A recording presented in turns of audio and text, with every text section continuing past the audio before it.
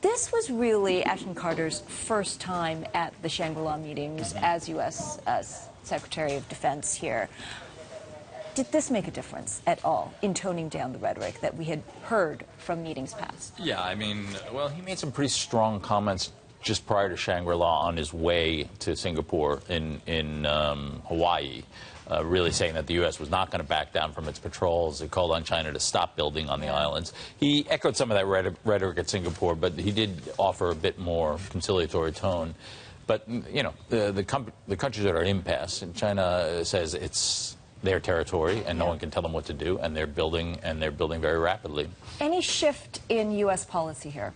No, I don't think so. I mean, I think we're seeing, given the pace of the Chinese construction, I mean, the U.S. says that they now have 2,000 acres reclaimed, but most of that was done in the last 6 months. So they've really accelerated it. They're putting in airstrips in a couple of places, and there have been signs that there's actually some, you know, weaponry going in, although then it seems to be taken out. But the U.S. is very nervous about it. Well, nervous, and no doubt China has to answer these calls. This is a regional conference here. You've got a number of neighboring nations here calling on China to stop this aggression, expansion in the South China Seas. How did China react to this? Well, they said that no one was going to tell them what to do. Nobody tells China what to do. And, you know, they claim most of the territory based primarily on this map that was a pre-communist map from the 40s, which is kind of interesting. Yeah. But they do say they want to resolve it, and they do acknowledge, at least with rhetoric, that there are differences as to the claims, but they insist that any kind of negotiations be on their terms. So nothing collective, no international arbitration, bilateral talks with the claimant states. And, you know, the Philippines sitting across the table from China, it's a little intimidating. Okay, of course. I mean, these are economic partners. If China decides to hold off on any kind of trade, I mean, a lot of these nations are really gauging that. I mean, often economic policy is foreign policy when it comes to China.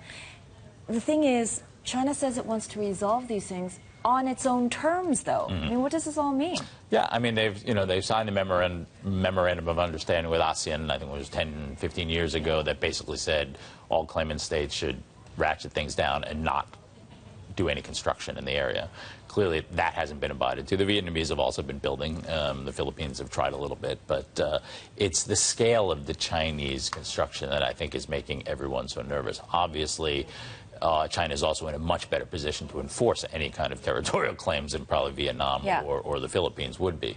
So, you know, they're the 10-pound gorilla in the room, and, you know, I wouldn't want to be sitting on the other side of the negotiating table from them if I were the Philippines or Vietnam. Which brings us back to the significance of the U.S. in these talks. And not just the U.S. I mean, we saw some pretty strong language also from the Australian Defense Minister Andrews saying, well, they've been patrolling down there for years. They're going to do whatever it takes to protect the shipping lanes.